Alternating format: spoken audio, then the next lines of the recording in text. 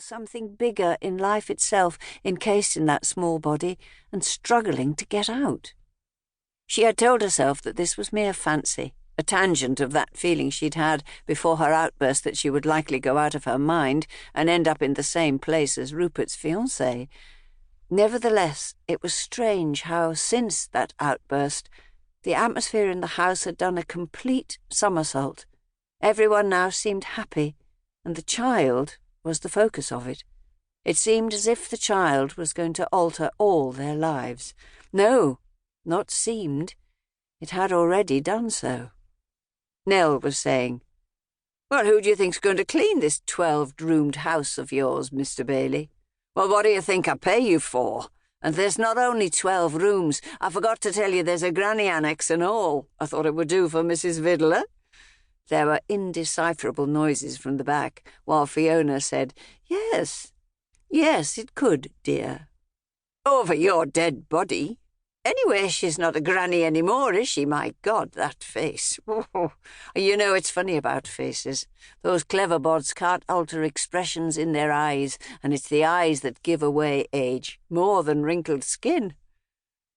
A short while later, Bill got out of the car, and taking the keys from his pocket, he unlocked a pair of iron gates, pushed them wide, then took his seat again before driving through a short avenue of trees and onto a broad sweep of pink tarmac, fronting a long 2-storied house, showing 3 dormer windows in the roof and a stone-pillared porch covering the front door.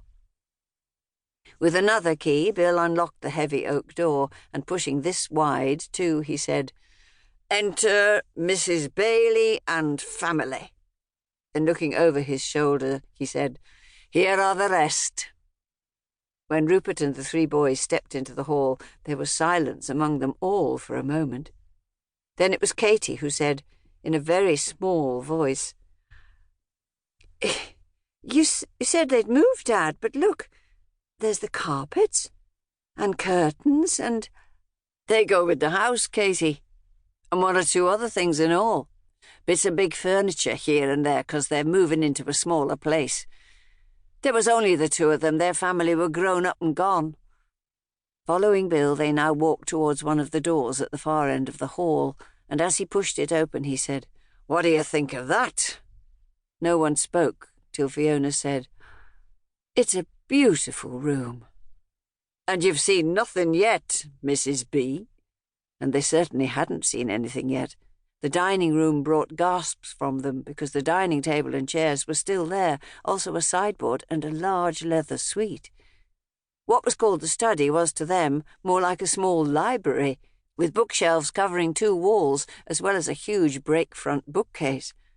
It was Rupert who said, "If I remember rightly, there was a billiard room somewhere, Bill." "Aye. It used to be a billiards room, but now it's a kind of games room with exercise machines and God knows what." Where? Both Willie and Mark made for the door. And when Bill cried at them, "Hold your hand a minute, keep with the party or else you might get lost. When I've shown you the layout, then you may go mad." The games room brought oohs and ahs from all the children, but it was the kitchen that brought the oohs and ahs from both Fiona and Nell.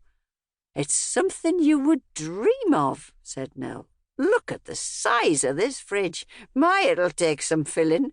And the dishwasher. Oh, Fiona, look." She'd walked through another door. "The utility room's nearly as big as our house. Oh, I wish Bert was here. Might give him some ideas to build on at the back of our place. You can hardly get into the kitchen." Another door led to 2 smaller rooms, and when Fiona asked Bill what they would have been used for, he, glancing at Rupert and putting on what he imagined to be his voice, said, "The servants, my dear. The servants." Whereupon everyone laughed again and repeated, "Oh, yes, the servants, my dear, the servants," while Rupert, not to be outdone, and assuming a tone that he imagined was Bill's, said, "Well, boss, I wouldn't mind having 'em. I can bottle." "You can what?" Katie was now hanging onto his arm. "Bottle, miss, bottle. Be a butler." "Well, who knows? We could take you on at that." Bill was leading them along a corridor now, and so into a separate apartment which consisted of a good-sized sitting room, a bedroom, a kitchen, and a bathroom.